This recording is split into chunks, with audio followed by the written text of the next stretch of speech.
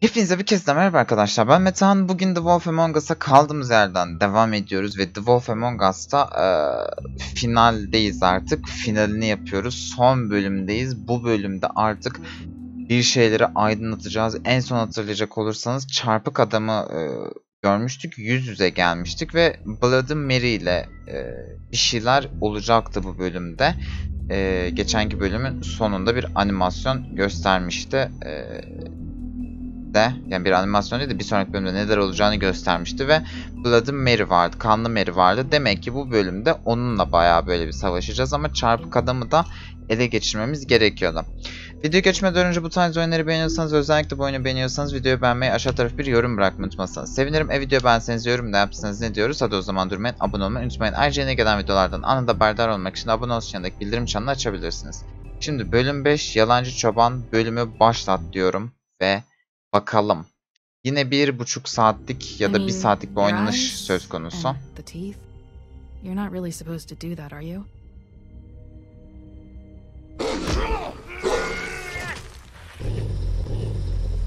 Evet, en son Dam'ı öldürmüştük.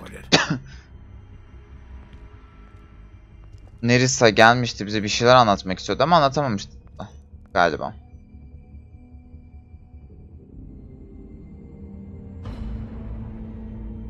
Evet, ilk cinayet böyle işlenmişti, Fate. Daha sonrasında Lily. Ve daha sonrasında Dam'ı öldürdük.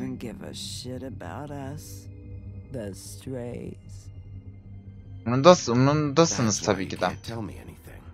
Aynen, kurdelelerde bir şey olduğunu fark etmiştik. Kurdeleler konuşmasını engelliyordu. Ve kurdeleleri açtığımızda kafası kesiliyordu. Yani vücuttan ayrılıyordu kişinin. Burada ağacı yakmamıştım. Greenleaf bize yardım ettiği için. Hayır, seni çiftliğe göndermeyeceğim. Todd'a da tılsım parasını vermiştik hatırlarsanız. Ve bizi bayağı vurmuşlardı. Ha, bu arkadaş. Ama kronolojik sırayla ilerlemiyor bu arada şu anda gösterdikleri. This time was no joke. Eat as many metal shellings as you see fit, but take just one more silver round near your heart, and the only place I'll be visiting you is the morgue. Bigby, wait. When you get the crooked man, make sure you bring him back alive. He has to stand trial. Evet, buraya canlı getireceğimize dair söz vermiştik. We have a great deal to discuss. Ve The Wolf Among Us bölüm 5 Yalancı Çoban başlıyor. The Wolf Among Us'taki son videomuz bu. Ve artık bu oyunda bitirip yeni oyunlara bakacağız.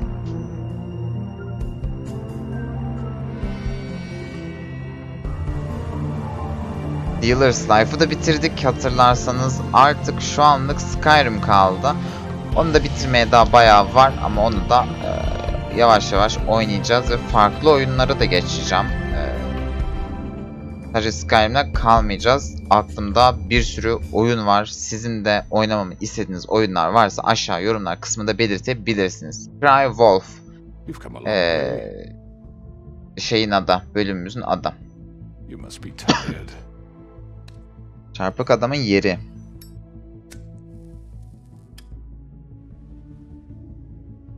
Bir kasıyormuş gibi duruyor sanki ama. And if my envoys are correct, you haven't had a lot of rest recently. Please, Sheriff, relax for a moment, will you? Do you want a drink? Something to eat? Hiçbir şey istemiyorum. Nice, very. It's elegant. Really a carpaccio. It's lobster. Sirloin. I'm here for one reason, and it's not to eat your fucking food. Really? Really? Bu da sigarayı bitirmeden atıyor. Hemen. And I have every intention of cooperating. So don't waste the silver. Sit down, Jersey. Bir şey diyeceğim, işbirliği yapmam ben seninle. For the sake of transparency, why don't you tell us why you're here? It would help settle everyone's nerves, I think. Bu şehri yıkıyorsun. You've been doing it for ages. Destroying this town? What on earth do you mean? İlla ağzından duymaya çalışıyor. Slavery, kidnapping, extortion, Ya murder. ağzımdan duymayı benden duymak istiyor. Wholesale corruption of Fabletown. I would call it the baseless accusation of a desperate sheriff. How are you certain this isn't some conspiracy against me? I'm a well-connected man, well-moneyed. People do like to take their shots at me. Don't try to play me. It won't work. I'm not trying to control you. I have no need for treachery, Bigby. I do everything right out in the open. But I can understand the confusion, and I am truly sorry about the trouble all this has caused you. And I hope you believe me when I say, Sheriff, that I sincerely mean to make it up to you. The recent murders that have gotten such attention as of late, I don't relish telling you that they were perpetrated by an employee of mine. It's a very unfortunate bit of business, but I promise you that the matter will be dealt with internally. I just want to settle the issue for you and to assure you that it's over with. You really don't need to. Kim yaptı o zaman? Söyle bakayım. Madem sen değilsin söyle bakayım. Unfortunate bit of business. You're gonna tell me right now who killed him. Sheriff, I have complete respect for you. Tüh, keşke kimi yaptığını biliyorum deseydim. Ben adam gerçekten söyler zannettim. Öyle bir konuşuyordu ki. Ay, neyse tamam hadi bakalım. I hope you know that. But I simply can't divulge that information. You really shouldn't worry yourself. As I said, I've got this under control. No, I'm gonna deal with it right now. Yeah, right. What do you think this is? Some kind of negotiation? The man said he'd take care of it. So why don't you take the hint and get out? I'm the law here, not you. Now tell me who did it. Or what? You're gonna kill me too? Öldürürüm. Go ahead. You think I give a shit anymore? After what you did? That's enough. I was hoping it wouldn't come to this, but in the interest of preserving our alliance, if you have to know, it was Georgie. Ne? However, Onu mu as I suçluyorsunuz? said, I'll be handling the matter if you don't mind. Georgie. You got what you wanted, so just Sit down now. Sesine. Yeah, I killed him, so what? You should have just kept your nose where it fucking belonged. Bir tane ağzının ortasına çakalım ya. Look, the fact is, Üstsüzce hala George here karşında şey misinterpreted yapıyor. one of my instructions. Misinterpreted? And I want to make things right. So, let's work something out. What's there to work out? I'm protected, aren't I? Your protection has limits, and I think you've far exceeded yours. That you could murder someone in cold blood like that. You fucking asked me to do this. And then you told me attempt to to kill blame him. me for it. You will be silent while we discuss what to do with you. This is right bollocks, this. You're just gonna let him do this? Oo, çarpık adam şu an Georgie'yi ortaya So what do attı you bu arada. say, Sheriff? Can we discuss terms? You can have Diyor ki Georgie'yi al beni bırak diyor bildiğin. Georgie. Consider it a gift. Ensuring our İkinizi de alıyorum koçum, sen de I azmettiricisin. think I'll be taking both of you. You're not taking me, you fucking ponce. What the fuck is this shit? You said you'd cover for us. for minor infractions, not murder. just go with him, Georgie. You're gonna sink us all. What's wrong with you people? You're really gonna sell him out just like You that? think I give a fuck if I'm the one? Who the shit do you think you fuckers Get are? the fuck out of I here. do apologize, Sheriff, but I think it's best if you leave now. There's no way I'm going with him. Are you kidding me? Things are about to get unpleasant, and I would rather you weren't here to watch. You can go join that whore at the bottom of the lake for all I give a shit. But he's not taking me anywhere. I'll roll over on the lot of you before I let that shit happen. What are you saying? Ya bir şey diyeceğim. Cinayeti Georgie işlemiş olabilir ama şöyle bir durum var. Ben bu Georgie'yi yakalasam, bunu içeriye tıksam, çarpık adam dışarıda olduğu için adamlarını yönlendirir, yine öldürür. Azmettirici bu çarpık adam sonuçta. Ben diyorum ki Georgie'yi ben her halükarda yakalarım. Bunun çalıştığı yeri falan biliyorum ben. Ben bunu yine bulurum bir şekilde. Sana söyledim, seni içeriye alıyorum desem hiçbir etkisi olmaz. Ben çarpık adamı yakalıyorum arkadaşlar. I'm running out of patience, crooked man. I don't have time to fuck around here. This could have gone so well. But you just had to complicate things. To speak the truth, I've never been a very good mediator. Why negotiate when you can just decide?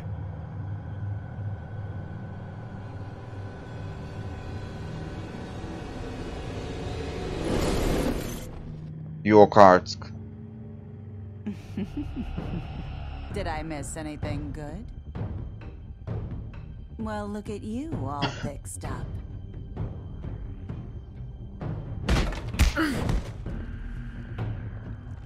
Oğlum sizi mahvederim.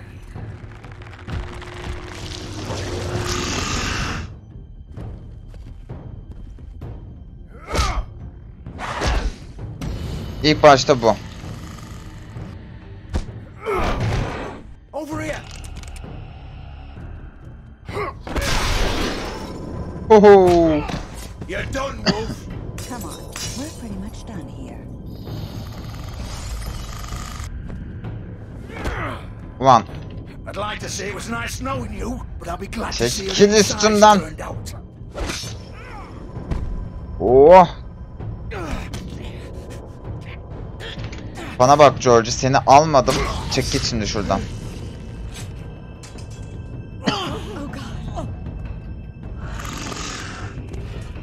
Ya illa seni de mi öldüreyim, ne anlamıyorum ki. This way.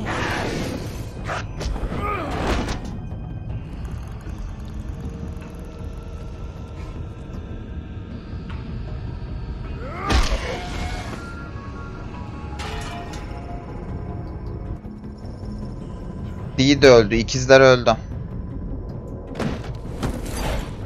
George de öldü. Oh. Ölmemiş. Shit! I know.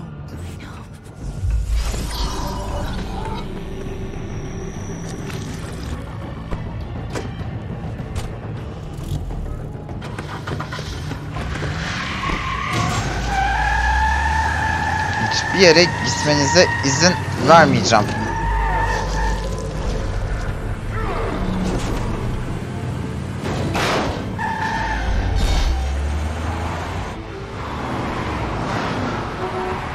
Süre var. Ne yapacağım? Çekilin.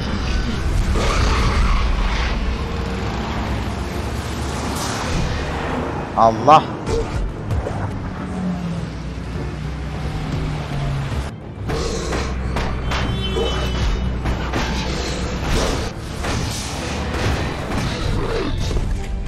Hoş kız, kaçırdık.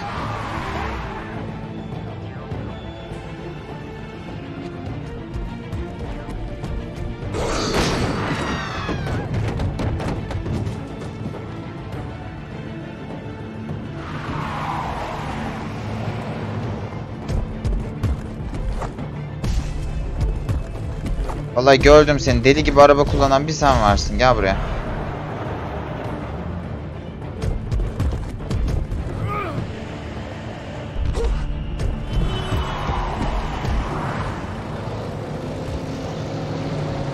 Allah.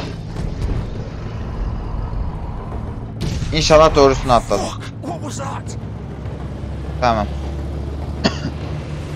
Yanındakinde çarpık adam var. Kız bırak bunları. Allah aşkına bırak.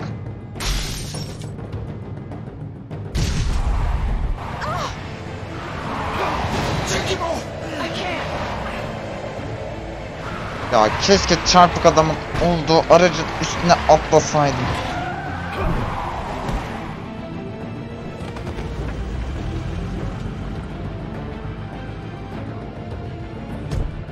Gram azalıyor.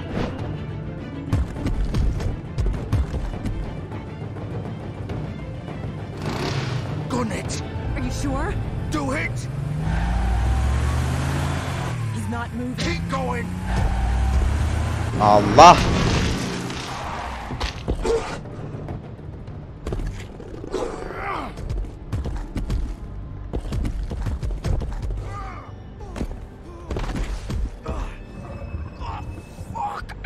Come on. Right. Fuck it!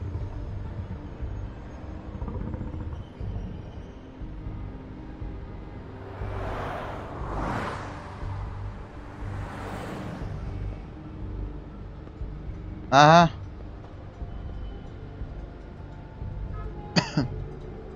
Boş ver ya. Direkt dal içeriye. Ne yapayım aracı inceleyip. Çarpık adam kaçıyor. Ya ben ne bileyim yandaki araçta onun olduğunu, yana atlardım o zaman. Come on. We can't stay here. Hang on. I need a minute. Okay.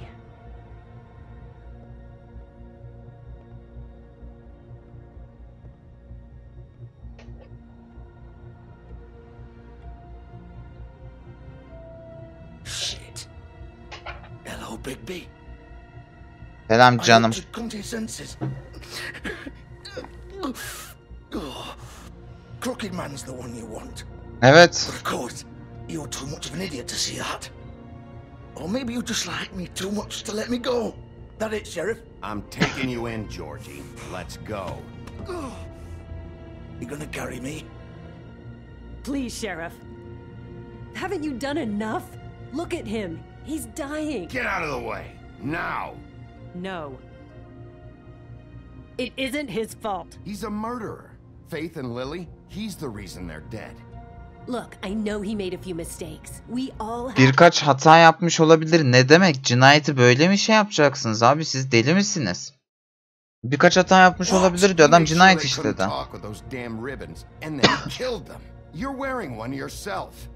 Doesn't that bother you even a little, knowing that man murdered? Of course it does. Those girls... So it's all my fucking fault then? I You didn't fucking... mean... You're gonna throw me to the fucking wolf too? You know I didn't have a goddamn choice. What the fuck? I did what I had to!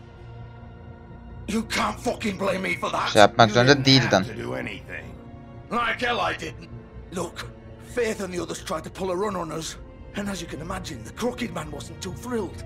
But of course, the big boss didn't want to get his fucking hands dirty. So he told me to take care of it. You think I don't know what that means? Either I do what he says or I'm the one getting dealt with. So I fucking killed him. And I'd do it again. 'Cause it's not my fault. The Crooked Man gave the order. He told me to kill them. Yine olsa yine yapardım diyor ya. Ulan ya Rabbim. You think that'll help? You still haven't learned, have you? Still the same old fucking moron. Go ahead and arrest me then. But it won't bring back Lily or Faith. It won't free your friend Nerissa. And I'm just the sap taking the fall for the whole thing.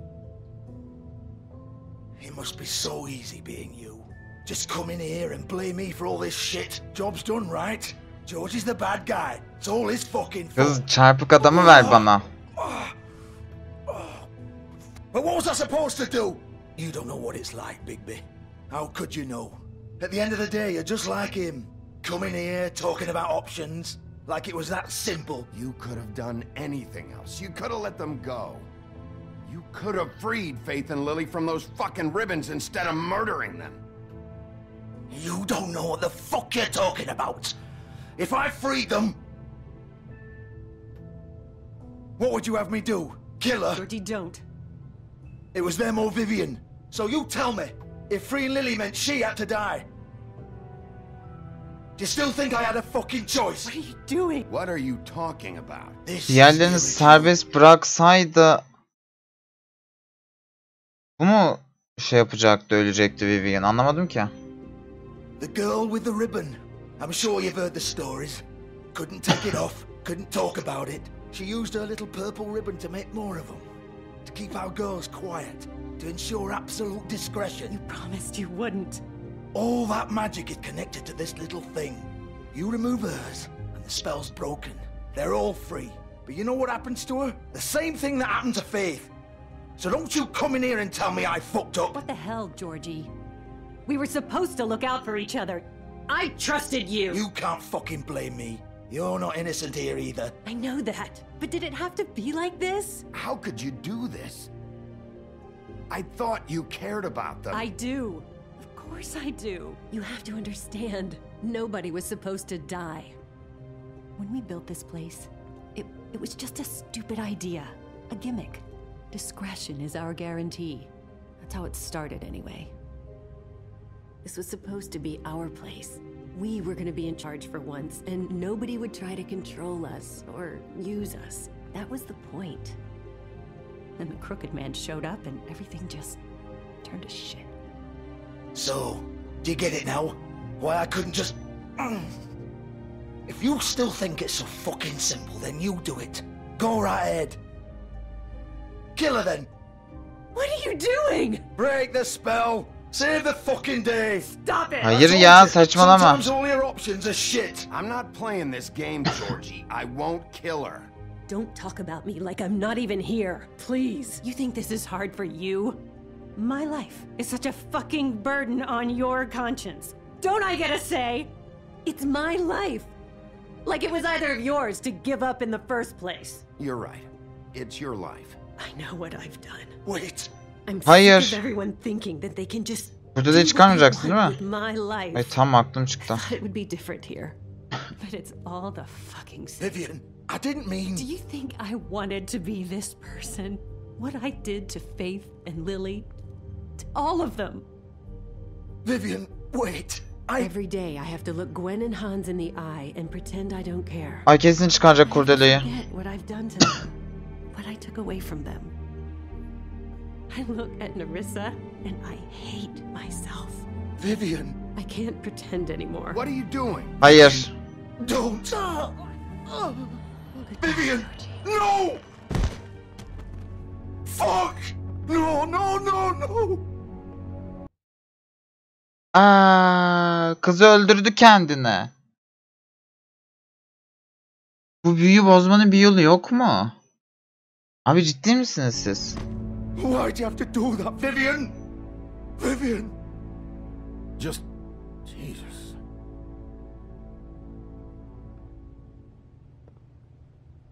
Vivian, I didn't fucking mean it.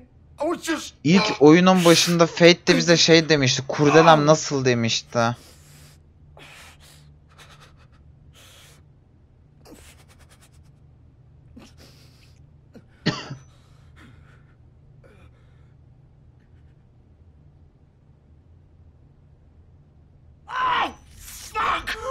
Get up.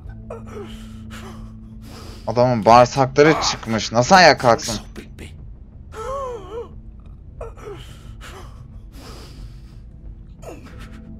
I'm gonna die here. I think we both know that. Just make sure you give the crooked man the same treatment when you find him. Really fuck him up for me, alright? For both of us. Durumu senden daha kötü olacak, hiç merak etme. George bunu hatırlasın ne olacak, adamın 2 dakikalık ömrü kalmış. Foundry by the river, alright? Shepherd Metalworks. He'll be there. Fucking asshole. You wanna finish me off now? Or do you plan to kick me around a little first? Rip my limbs off one by one?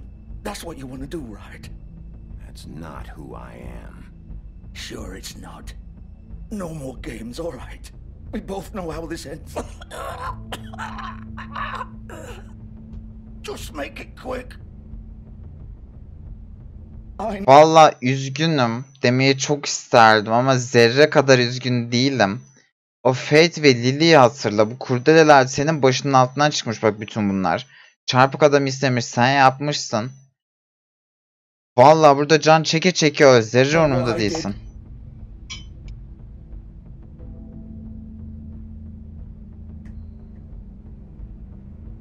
Evet, acı çekmesini seçtim valla. You're just gonna leave me here.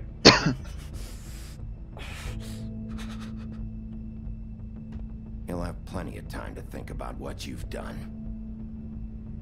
Fuck you!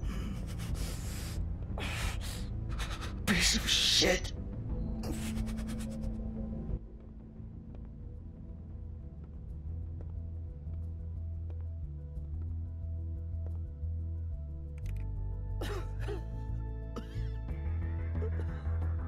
Pudding and pie, yani puding ve turta artık sahipleri öldü.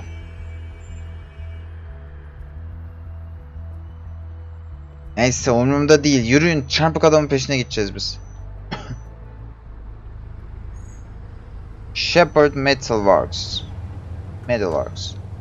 Ya bu aracın çarpık adama ait olduğunu bilseydim bu aracın üstüne atlardım ya. Bence araca bakıp vakit kaybetmeyelim. Herif burada. Gecenin geç saatleri. Şu gecenin yazan yerin başında saat işareti var ya, ben onu hep o diye okuyorum. Sonra o gecenin saatlerinde gibi bir saçma cümle çıkıyor ortaya. Ay.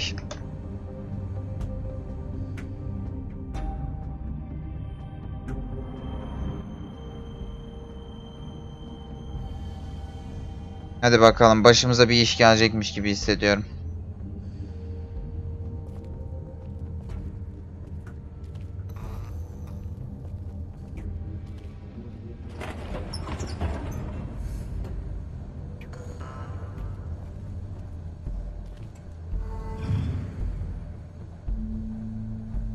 Oo, arada bulasın şimdi adamı. Bigby Wolf. Aha, Mary'nin sesi. The big bad wolf. Buyurun, benim.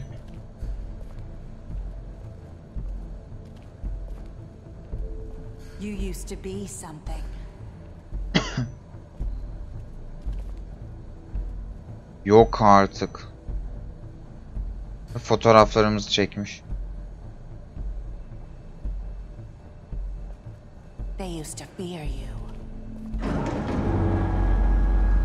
They'd hide anywhere their small shivering bodies would fit.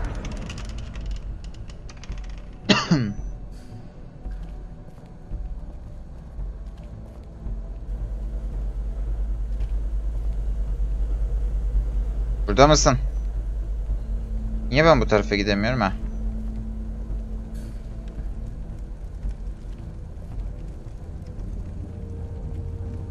Demek ki böyle üretiyorlarmış gümüşleri.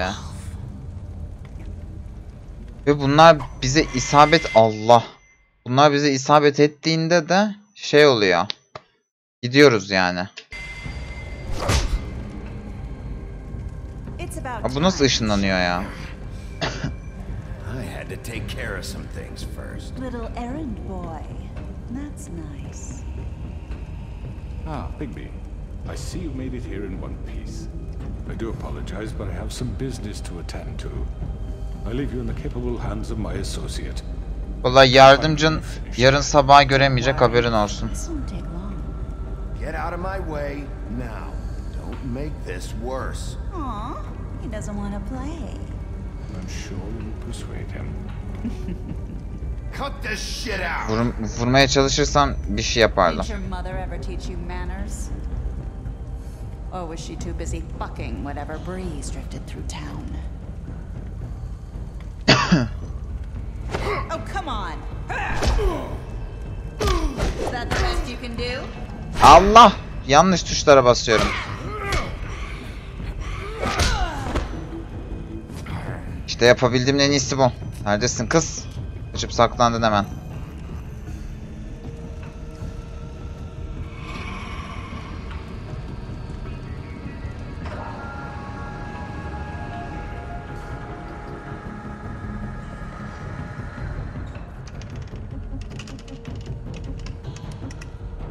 Kesin kafamıza düşecek o tekerlek ya.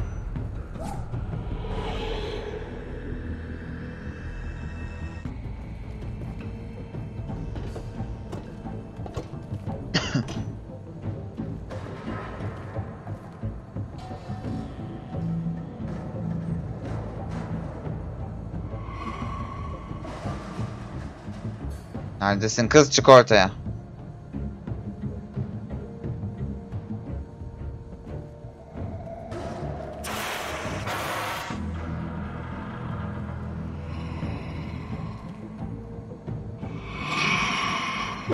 Allah, bak yine yanlış tuşa bastım.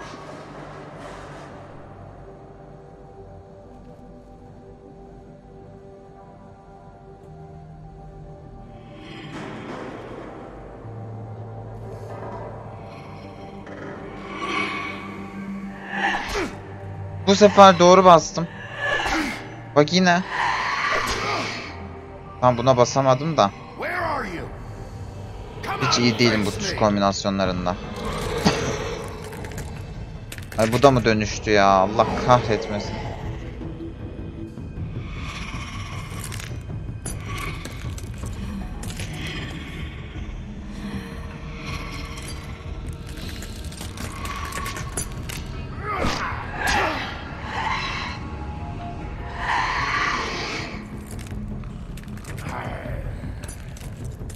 Düello başlasın. Allah.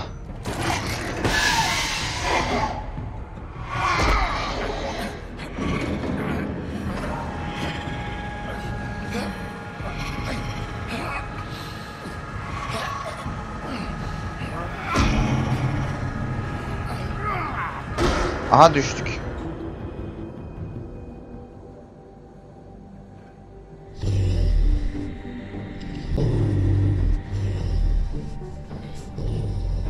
Hadi bakalım çık karşıma.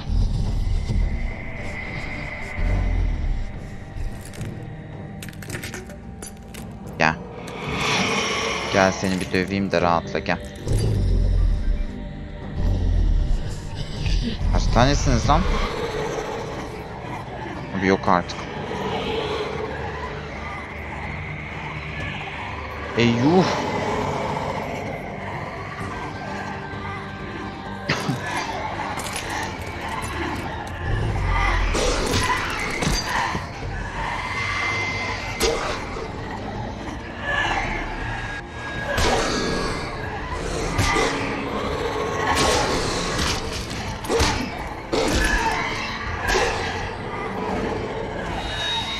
Oğlum ben bunların hepsine nasıl dönüşeyim?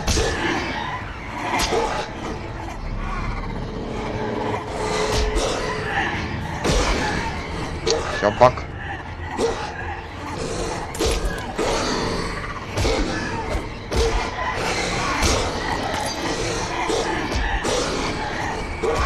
Oğlum bırakın lan beni.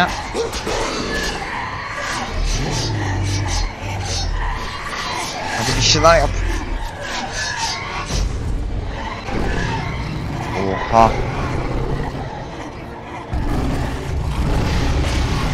Yok artık.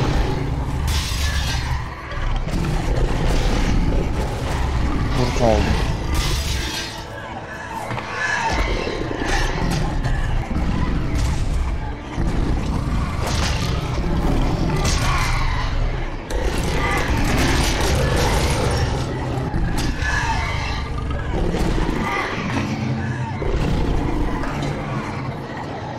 Oğlum süperim ha. Ya kız buraya.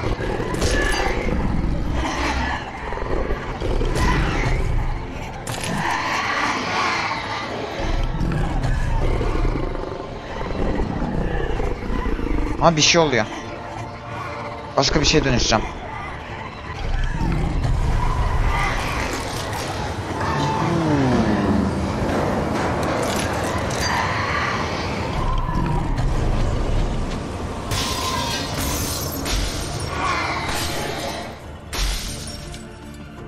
Aha, yakaladım seni.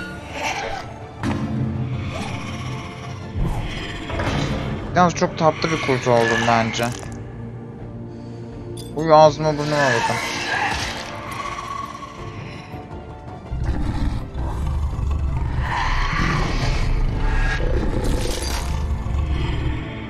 Hayır.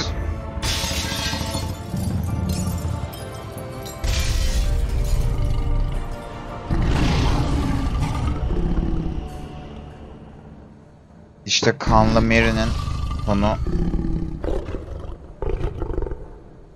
böyle oldu. Yok artık kurta dönüştüm ya.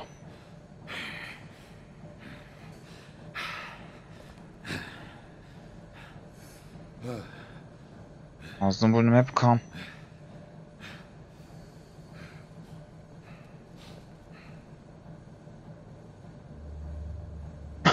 Ne oldu lan?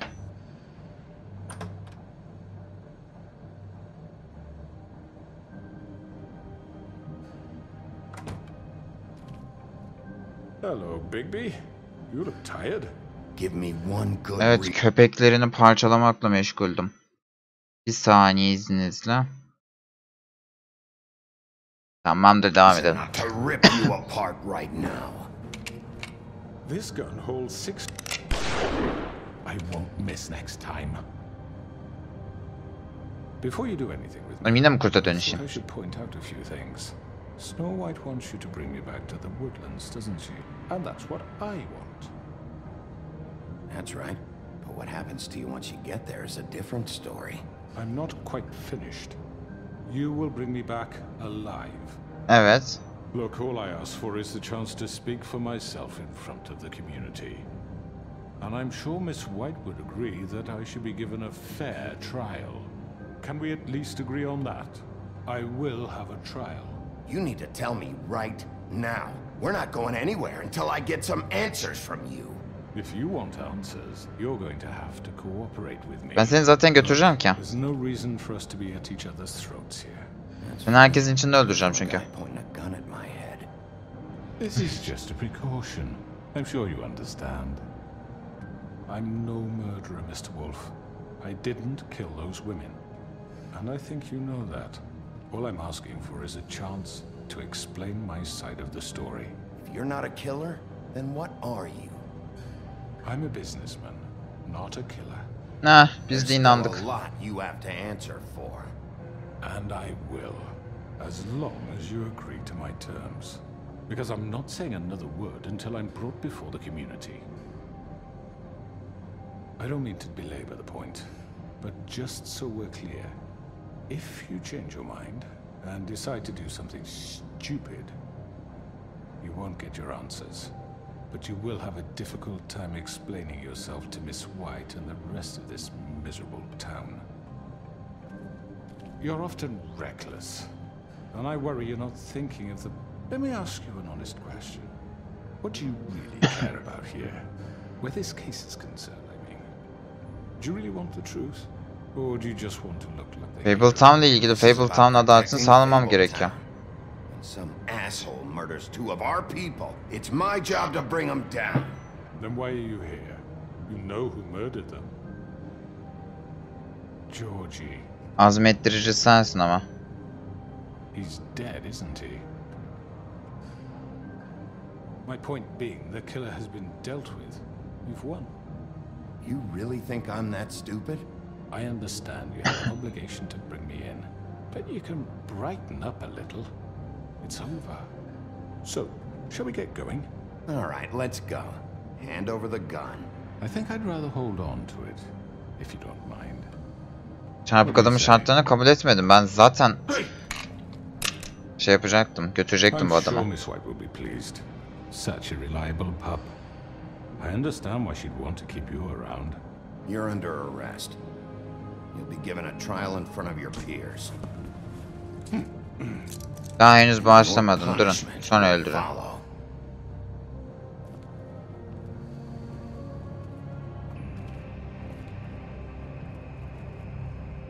Şaka gibi çarpık adamı yakaladık. I know. But we have to do something. Are you fucking kidding me? When is this thing happening? Are we sure he's coming? Yes, you'll have an opportunity to... He's back. The Crooked Man. Thank God. Motherfucker. Are you okay? It's been hours. It's nothing, I'm fine. I guess you've been worse. Did well, Sheriff. Kurta dönüştüm kız. Surprised. Not that you did well, but that, you know. I'm just glad you made it back in one piece. It's about time you showed up. Now throw this asshole down the fucking well. Yes. Memnuniyetten. Sırf bunun için bekliyordum, biliyor musunuz? Bu kuyunun olduğunu biliyorum. Bu kuyuya bu adamı atarsam yine ölmüş olacak ama yaptığı bütün büyüler de bozulacak yani. O kurdele büyüsü falan diye biliyorum. Ya da onları farklı bir şekilde mi bozuyorduk? Ben spoiler verdim galiba. Allah kahretmesin beni. She was my sister. What do you have to say for Where the yourself? fuck do you get off? Poor You think you have the right to just... Ama yani büyülü kuyu sonuçta. Yani büyülü kuyu olmasının sebebi bu. Hani. Benim yapabileceğim bir şey yok da. This to people, you're a fucking crook. This. You should be Fucking ashamed. shithole. Everyone, can I have your attention? Thank you all for coming here on such short notice. I know normally we'd schedule a formal hearing, but considering the circumstances, I thought it best if we do this as soon as possible. The Crooked Man is charged with the murder of Faith and... As I already informed your sheriff, it was Mr. Georgie Porgy who killed those women, not me. What? It was Georgie? Georgie? Georgie may have killed them, but you made the call. Do I have to explain the situation to you again? Wait a minute. So you're saying Georgie's the motherfucker who killed my sister? Well, where is he? Yeah, you're gonna bring that shithead in too, aren't you? Yes, Sheriff. Where is that rotten scoundrel now? Is he still out there? I sincerely hope not. Well, where is he? Georgie paid for what he did. In the end, there was a fight, and he bled out from his wounds. It's over. So he's dead? That's what you're saying? I can't believe it was him. So you see, the culprit has been punished. There's no That need doesn't for change this. anything. We'll deal with it later, but right now, you're the one I'm concerned with. You called the shots. Georgie made that perfectly clear. In which case, you still have a lot to answer for. I And was I told don't... I would be allowed to speak. We have to read the rest of the charges. What other charges? If you'd wait a moment. I'm well aware of my rights, Miss White. Let her finish. Then you can have your say. Got it? If you insist.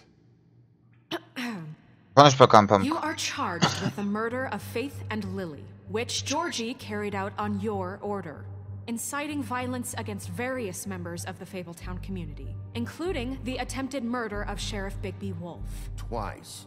A misunderstanding. Aiding and providing monetary support for the forced prostitution at the Pudding and Pie. Oğlum adamın suçları saymakla Additionally, you are bitmiyor. charged with multiple counts of fraud, extortion, racketeering, and the illegal possession and Bölmeyeceğim. sale of magical artifacts. Now, is there anything you would like to say? First of all, I had nothing to do with Faith and Lily, so you can strike that one from your little good book. Bullshit! Like hell you didn't. Stop the charade. We know you're Come involved. on, it's obvious. Everyone just shut up for a minute. You wanted a chance to talk? Well, go ahead. What? We all know he's guilty. What the fuck does he need to speak for? The Crooked Man has committed crimes against this government and, most importantly, its citizens. These charges, if proven, are enough to justify death, upon which your body will be committed to the witch Büyülü kuyu. Fucking belongs. That's So right. let's get But on we with it promised then. you a chance to defend yourself, and I won't rob you of that right. What the You're fuck? really going This to let is him about talk? justice. If we're ever going to pull ourselves together and make something of this town, we have to start doing things correctly. No more snap judgments, no more secrets. We are going to treat everyone fairly, even when they don't deserve it. Kız kelepçeyi çıkarmasaydık bari.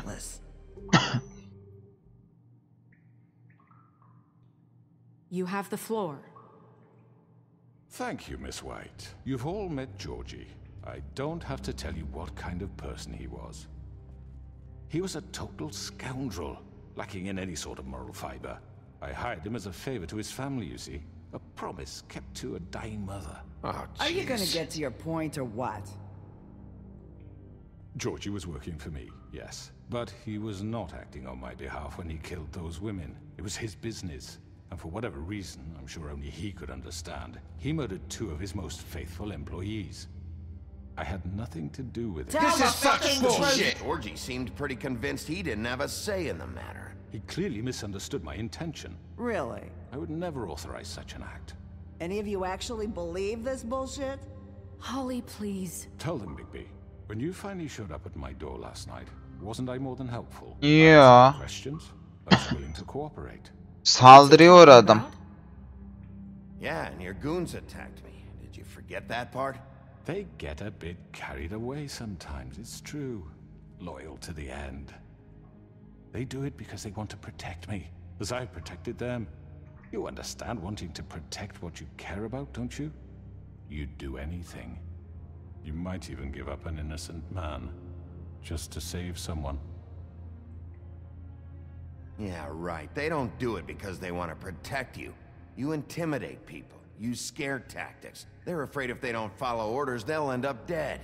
Let me explain. Ay bir şey diyeceğim, sözlerimizi iyi seçmemiz lazım yoksa kalabalık çarpık adamın yanına geçebilir. You. My employees are just that, hired help. I see some of them are here among you. They are not my slaves. They are all free to make their own decisions, as Georgie was. What about Lily?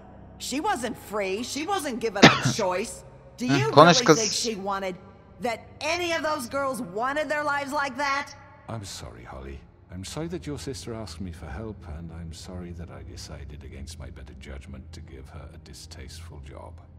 Right, and you kept them in debt so they couldn't leave. Yeah, that's what you did to us. How you kept us all You in forget line. it was not me who put you in that position.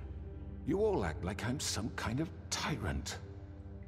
When your government abandoned you, left you poor and helpless, sniveling on street corners, I was there to look out for you. Yes, but... Wasn't I? We didn't abandon anyone. We've been trying to help them. Really? What about Auntie Greenleaf? Her story is not uncommon. She left everything she had back in the homelands. Everything that matters, anyway. With nowhere else to turn, she came to me for help. And what did I do for you? You got my tree back. I got her tree back, and in turn we used her magic to help poor Fables get glamours. Because I helped her, she was able to make a living, provide for herself. And what did they do? She wanted my tree destroyed, but Bigby refused. What? You were gonna burn her tree? Snow, why would you want that? Is that true? I know what you're doing, and it's not gonna work. You can't manipulate us or these people. We're not here to talk about this. Oh, we're not? Bigby just This means is important, and I'm glad it's being talked about. You know why I asked him to destroy your tree. You were working with Crane and the Crooked Man.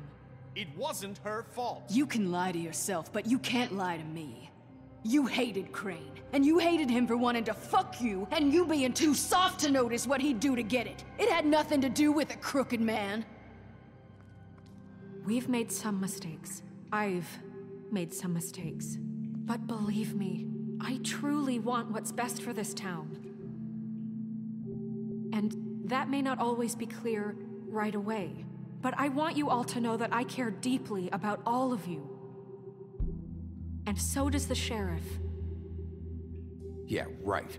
I can't promise you perfection. No one can. Maybe you haven't noticed, but we've been doing all this to protect you. We're trying to stop people like him. The Crooked Man's been exploiting you. Exploiting your hope for a better life. Bizi kullanıyordu bu adam. You would go to him for help, and he would take that weakness and add it to his strength. He took Faith and Lily from us. And while we can never get them back, we can certainly punish who's responsible. They're right. You're all still afraid of him, even now.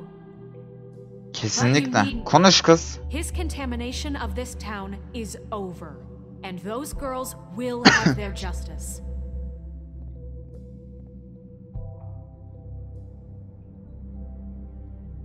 Ne oldu Crooked Man? Çarpık adam.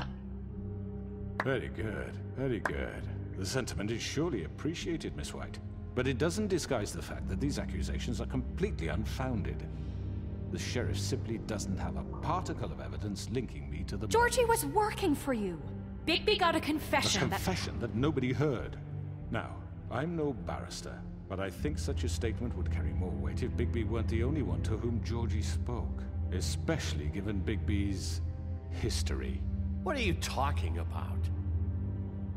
Snow? And what about your history? All you've done to this fucking town. What do you mean there's no evidence? Maybe he's... I mean, this doesn't feel right, how we're doing this. I just Of course it's right. This man tormented all of you for profit. Kesinlikle. Let me make sure I understand you. You're trying to say that I'm responsible... Kız şu adamın biriyle karşı çıksın Allah aşkına. Yes. Of course. Where are you going with this? Well, by that logic, Miss White should be on trial for Tweedledum's murder. Since you know Bigby works for her. That's... He killed a man. That don't make him a murderer. For fuck's sake. Killing someone who's trying to kill you is hardly... They were there to retrieve Crane. You didn't need to escalate things. Me? It was them. And who sent those two freaks anyway? Bigby and I have already discussed his behavior that night. We're handling it internally. Now, where have I heard that before? How about the way he treated poor Tweedledee when he was in your custody? He was Kız beni öldürmeye kalktı adam. Mashed apples while under your watch. Under my watch. Maybe he's right. Did you think we'd all just let that go? You can't be serious. He was a suspect, and I needed answers. Besides, Crane was still deputy mayor when that happened. Right before you decided to kidnap him. It was for his own protection. Oh, you're right, dear. Crane was in charge. Sometimes it's hard to tell the difference. That's enough. So, you won't answer for your employees' behavior, but I must perish for This mine. is completely different. I did not order those two girls dead. It simply never happened. Bunun için de elimizde bir kanıt yok. Killed Faith and Lily. End of story.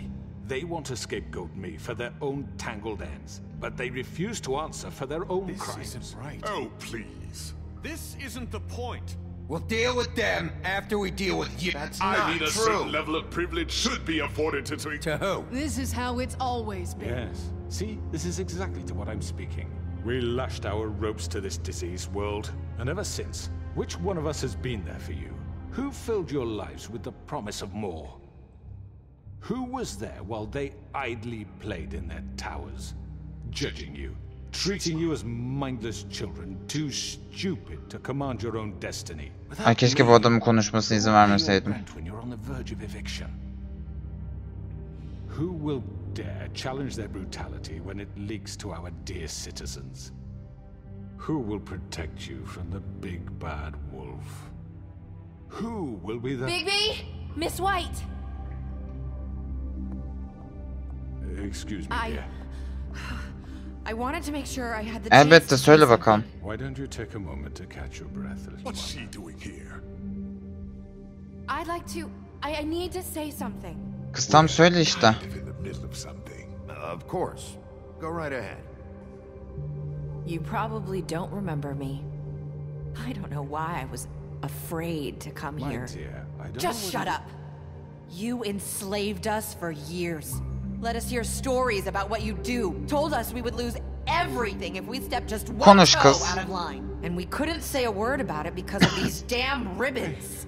But you know what? Now it's my turn to talk. How are you? I found Vivian's body. Did you kill her? Did he?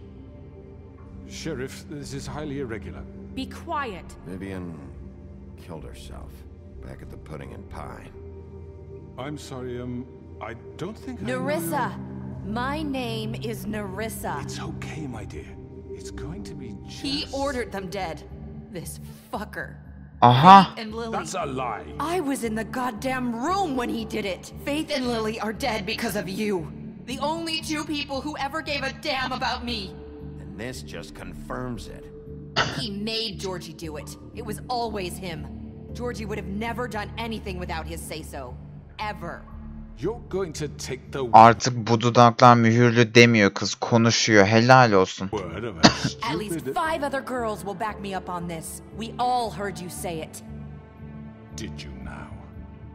Looks like we found our evidence. She saw it firsthand. He's guilty. Good enough for me. Me too.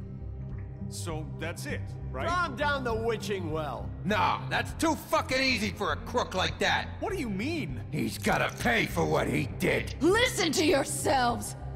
You're all rats, fleeing from one sinking ship to the next. So quick to latch onto whatever will keep your miserable lives afloat. This is how you want to repay all I've done for you. What, you take two people's lives away and now you Konuşmam want bitti, yeter artık. Kapa çeneni. Crooked man, you had your chance. Well done then. Now, for your sentence. We don't have to become murderers. What are you talking about? He's guilty. I know that, but we don't have to kill anybody. We can imprison him. Lock him up forever. Somewhere he can never hurt anyone again. How can we be sure he won't escape? I can help. We'll use magic. That's not good enough. Maybe There will she be has more a point. if he isn't Hasn't stopped. there been enough I don't get it. bloodshed So we already? get rid It's of too him. dangerous. Get him out of here. We can send him Everyone, away. listen up! Clearly, we're having trouble agreeing on a suitable punishment. So I think This is going nowhere. someone needs to make a decision. Who? I hope you aren't suggesting yourself. We should have a vote. Make it democratic. Do you really think that's going to work? He's right. Nobody can agree on anything. What about Bigby? What about him? He was appointed. He's the only official representative, really. He should be the judge. Makes sense to me. I guess it does. Allah, kararı biz vereceğiz. Are you Yandık. sure? This isn't how It's what the people want, Miss White. Okay, Mr. Wolf, it's your call. Snow. Just Oh. do what you think is right. Hadi bakalım. Yes, Sheriff. Do what you think is right. Teach him a fucking... Ya bir dur, kapayın çenenizi.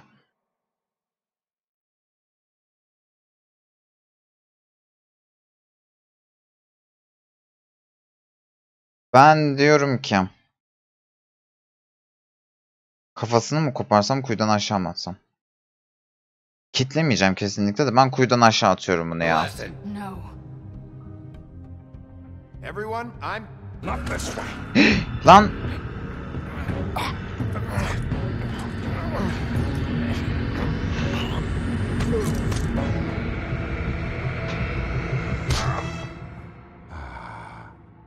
There you are. I hope you all remember this moment. Lan beni öldürmeye teşrif ettin. Kes sesini. You're going to miss me. No, I won't.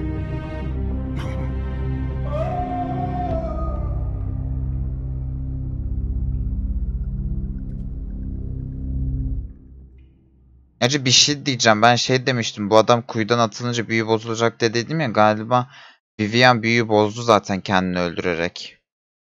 Emin değilim ama. Çünkü Nerissa gelip konuştu. Yani anlattı bunları. Demek ki Vivian ölünce, intihar edince yani büyü bozulmuş. Ben adamı buradan atınca bozulacak zannediyordum. Bak yanlış biliyormuşum. For Lily. And Fate. Yes. Another one of us to erase from the books.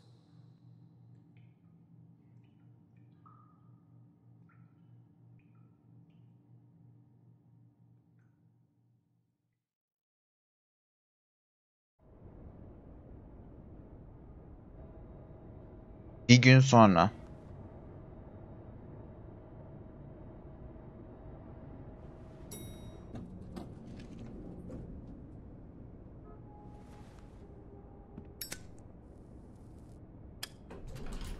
Hey, Sheriff.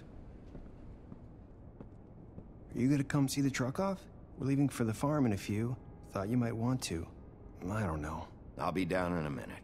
Okay, great. This fucking line.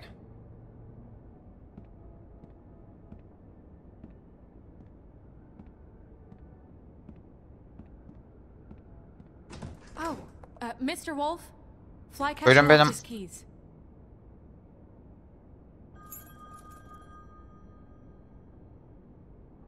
Right. Thanks. I'm sorry, Sheriff. I have to take care of this. We'll talk later, okay?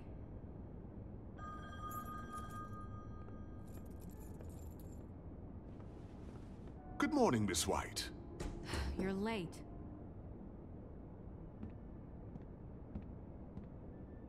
Pamuk mu yönetiyor şimdi buraları artık? Someone's gonna see you, Colin.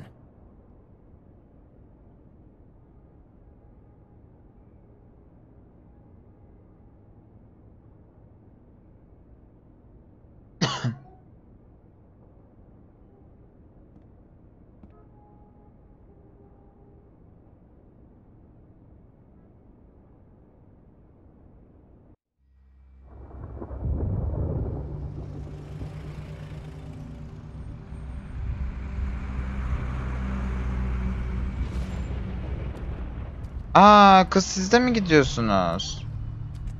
I'm going. Jesus. Kız sana para verdim ya tılsım al We diye. only have like 5 minutes. They carry me for fuck's sake. I don't give a shit. You forgot these. Oh, thank you. It's been pretty busy around here. Morning, Sheriff. Nice fucking day. Shit! Just go grab that, would you? Sorry about all this.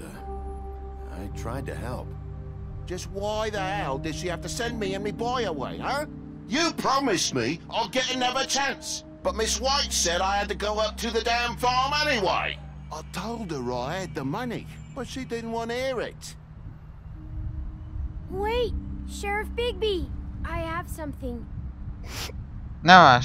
You know, he was up crying all night, poor kid. Can you give this to Miss White, please? Dad says there's no time to say goodbye, so if you could bring it to her? Yeah, sure. I couldn't take them all with me, and she said she liked that one the best. O ne ki? Allah seni ne yapmasın. That's a big one. They're cool, because when they're little, they have these pouches that squirt juice at you if you touch them. That's real nice. She said it was pretty. We're about ready to head out. What's it like at the farm? I've heard ogres live there, and they eat people in their sleep sometimes. God, I hope not. Do we have to go? I want to stay here. Well, we don't have a choice anymore. Don't worry. You'll be a lot safer there. There's plenty of space to run around, and a nice river nearby, so you can swim all you want. Even in daytime? Yeah. You don't have to worry about the Monday seeing you. It'll be nice. Come on. Kız Allah Pamuk sen ne yapmasın ya? Göndermeyi niye çiftliğe duraydı işte burada. Ne olacaktı sanki? Some of the animals aren't comfortable around wolves. So you wouldn't know, would you? We're all set. Bye, Mr. Wolf. Goodbye, TJ. Hey, Bigby. Where's your friend, Colin? Where's the fucking pig? How should I know?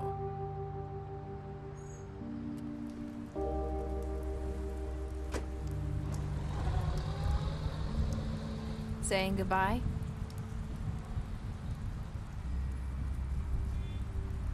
Nerissa. Gel kız. Ay senin sayende çarpık adamı kanıtladık o şeylerini. Kız helal olsun son dakikada çıktın ortaya ama. Tebrik ediyorum seni. You're still wearing that thing. Oh. Yeah. I guess I am. It's not easy to forget. I know it seems like I should be able to. It's just... It's okay. I get it.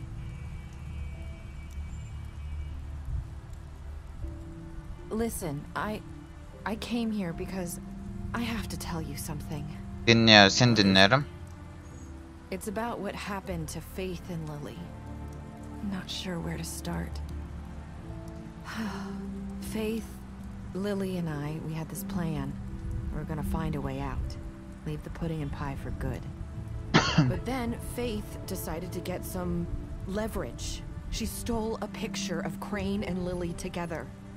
The minute Faith stole that photo, we had dirt on one of the crooked man's allies. If he found out, I had no choice. You have to understand. You've seen how they kept us quiet in that place. Can you imagine the lengths they go just to silence someone who had physical evidence? Nerissa, just tell me what happened. I freaked out, okay? I thought if I came clean to Georgie, he'd get the crooked man to leave us alone. We could just forget the whole thing. Maybe try again in a few years. You what? So I told him everything. And I begged for mercy for all of us. Keşke anlatmasaydın. I didn't want anyone to die over a picture. You were just trying to protect them. Yeah. Georgie promised he'd smooth things over with the crooked man. But then... Oh, God.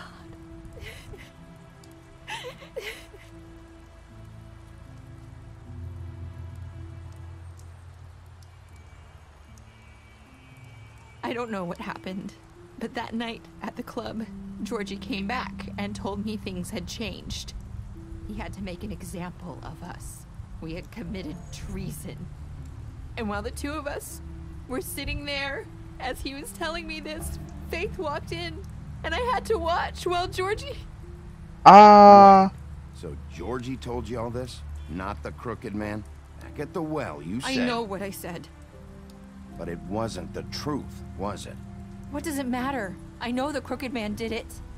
So what if it wasn't the whole truth? It was true enough. Yani Nerisa'nın gelip itiraf ettiği şeyler yalanmış. George'u öldürmüş Fate'i Nerisa'nın gözü önünde. Yok artık. Ama zerre de üzülmedim. Çarpık adamdan kurtulduk çünkü. I guess it worked out in the end. I can't hold that against you. I know he ordered their deaths. I wasn't gonna let him get away with it because of a stupid technicality. Especially after... That night, after Faith, I tried to warn Lily, but she wasn't with her scheduled appointment. So I did the only thing I could do. I left Faith's head at your doorstep. You? Her şeyi başlatan sen de I yani. walked her over here, and I left her.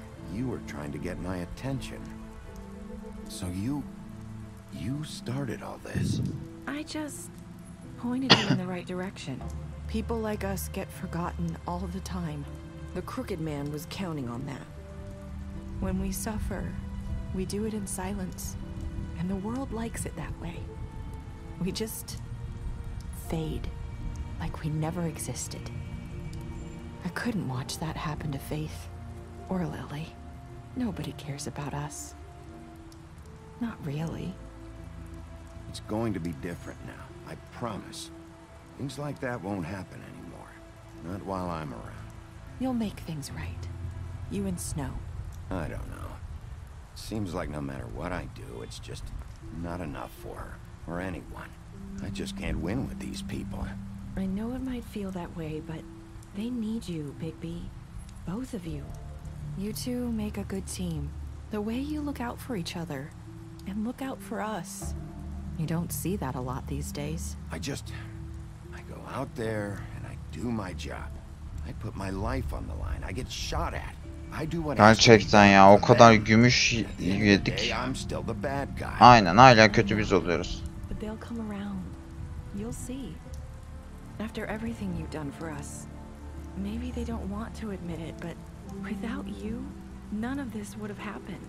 You listened when no one else would. You protected your friends, no matter the cost. And you brought justice to this town. Finally. Because you brought the crooked man in, everyone saw who he really was. So from where I'm standing, you did the right thing. You've been given this job for a reason. And I left Faith at your doorstep because I knew if anyone stood a chance against the crooked man, it was you. I hope I've at least done some good here. You've changed this place. For better or worse. Fabletown wouldn't be the same without you. Doğru. Bak buna katılıyorum.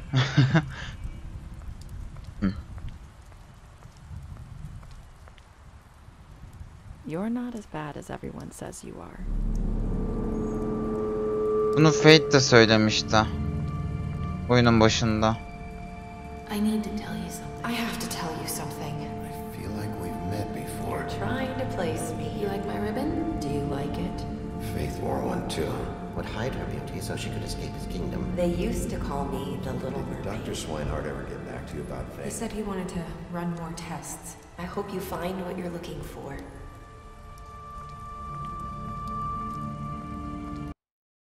Ha. Nerissa mı Pamuk mu? Hadi bakalım.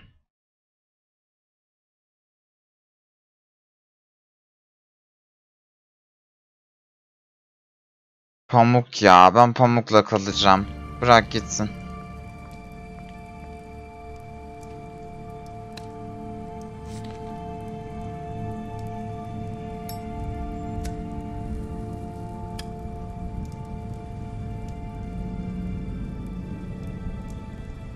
Ve böylelikle The Wolf Among Us'ın da galiba sonuna yaklaştık. Sonuna geldik. I'll see you around, Wolf.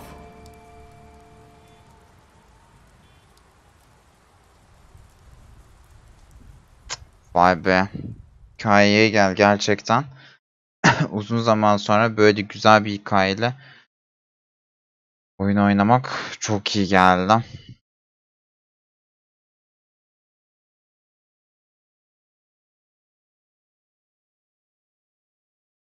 Evet, oyunun bir yarısında bir spoiler verdik ama neyse, artık onu da şeydi verin.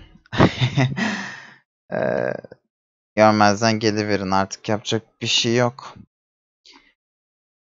Ama tam spoiler da değildi ya. Büyülü kuyudan atınca büyü bozulmuyormuş. Sadece kitaptan sildik adamı.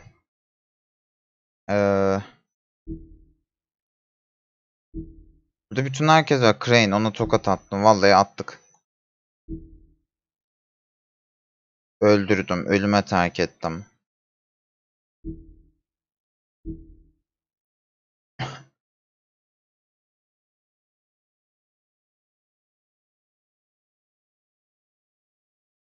Güzel. Ve bu sefer tam anlamıyla bitirdik Wolf Among Us'ı.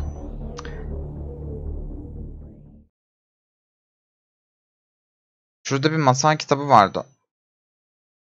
Aa, çizgi romanı varmış. Yok, şu an almayacağım.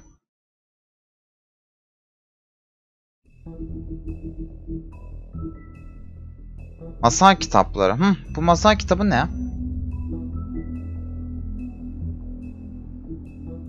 Oo, bir sürü şey var. Bak, 2 tane bulamamışız. Toplam 6 tanesini bulamamışız. Bu ne? Gümüş kurşunlar. Vay vay vay. Başarımlarımız da var. 4 tane açamamışız. Neyse arkadaşlar, benden şimdi bu kadar olsun. Şu ekranı tekrardan açayım. İzlediğiniz için teşekkür ederim. Artık bir oyunundan sonuna geldik. Bir seriyi daha tamamlamış bulunmaktayız. The Wolf Among Us da bitti. Artık bakalım önümüzde yepyeni seriler, yepyeni hikayeler olacak diyelim. Gerçekten hikayesi bence güzeldi. Güzel bir hikayesi vardı yani. Zaten Telltale Games'in yaptığı bütün oyunlar, bütün oyunların çok güzel bir hikayesi var. Bu oyunda Telltale'nin yaptığı oyunlardan bir tanesiydi. Yanlış hatırlamıyorsam. Neyse arkadaşlar, benden şimdi bu kadar olsun o zaman. Bir oyunu daha rafa kaldırmış bulunmaktayız. Dediğim gibi artık farklı oyunlara göz atacağız. Bu oyunun ikincisi çıkarsa onu da yakın bir zamanda oynarız. Videoyu beğendiyseniz beğenmeyi, video hakkında, oyun hakkında ya da herhangi bir şey hakkındaki fikirlerinizi aşağı yorumlar kısmında belirtmeyi unutmazsanız sevinirim. Özellikle seriyi beğendiyseniz videoyu beğenebilirsiniz. Aşağıya sizin de oynamamı istediğiniz oyunlar varsa onları da yazabilirsiniz.